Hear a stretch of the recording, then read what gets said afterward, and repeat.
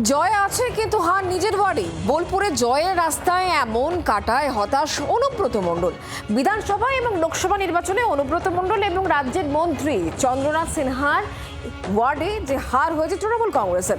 অনুব্রতর আক্ষেপ, মানুষের জন্য কাজ করার পরেও যদি ভোট না দেন তাহলে তো মন খারাপ হবেই। মাসখানেক আগে ঠিক একই কথা বলেছিলেন মন্ত্রী চন্দ্রনাথ সিং। বিজেপি অবশ্য কটাক্ষ করতে ছাড়ছে না। তাই আপনাদের বলি, যদি আমাকে পছন্দ না হয় বা দলকে পছন্দ না হয়, বলে হারান, ক্ষতি নাই, না বলে হারিয়েন না, এবার জিতাবার চেষ্টা করুন।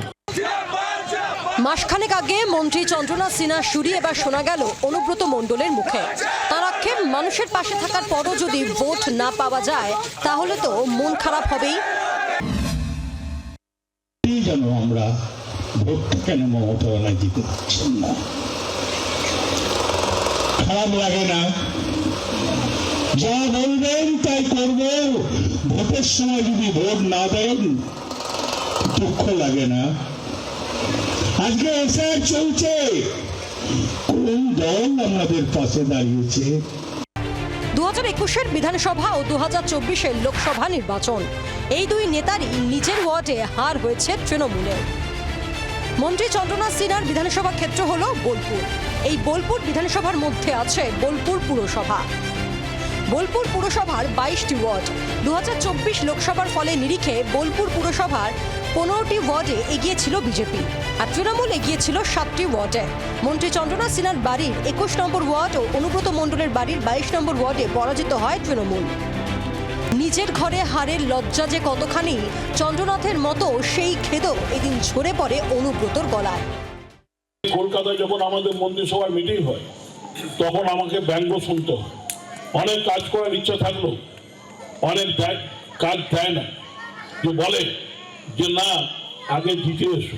মমতা ব্যানার্জির যে কোর কমিটি আছে তার অন্যতম সদস্য কৃষ্ণদা, সেখানে মিটিংয়ে উনি যান, সেখানেও তাকে ব্যঙ্গত্ব শুনতে হয়। তাহলে আমাদের কি অপরাধ? আমরা কি আবার অন্যায় করেছি? ভোট এলে আমরা মুখ ফিরিয়ে নেন, কোন অন্যায় আছে আমাদের?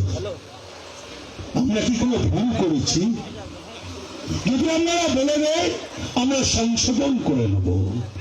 তাই আপনাদেরকে আমি জোরাত করে বলছি, এই ভোটে যেন দয়া করে লিড দেবেন, যা বলবেন তাই করব, সবসময় আপনাদের পাশে থাকবো। চন্দ্রনাথের পর এবার অনুব্রত যেভাবে জনতার দরবারে ভোট চাইছেন তাকে কটাক্ষ করেছে বিজেপি।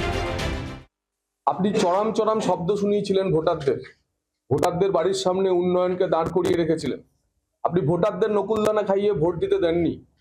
তাই যখনই তারা গণতান্ত্রিক অধিকার প্রয়োগের সময় পান, আপনাকে আপনার নিজের বুথেই হারান। বোলপুরে তৃণমূলের সব থেকে বড় মাথা ব্যথা গোষ্ঠী কোন্দল। কে পিছন থেকে ছুরি মারবে কেউ জানেন না। নিজেদের ওয়ার্ডে হারের কাঁটা এবারেও বিঁধতে পারে, সেই আশঙ্কা থেকেই কি নেতাদের এমন আত্ম উপলব্ধি? বোলপুর থেকে প্রসেনজিৎ মালাকারের রিপোর্ট, জি 24 ঘন্টা। বাংলার আওয়াজ, বাঙালির আবেগ, জি 24 ঘন্টা।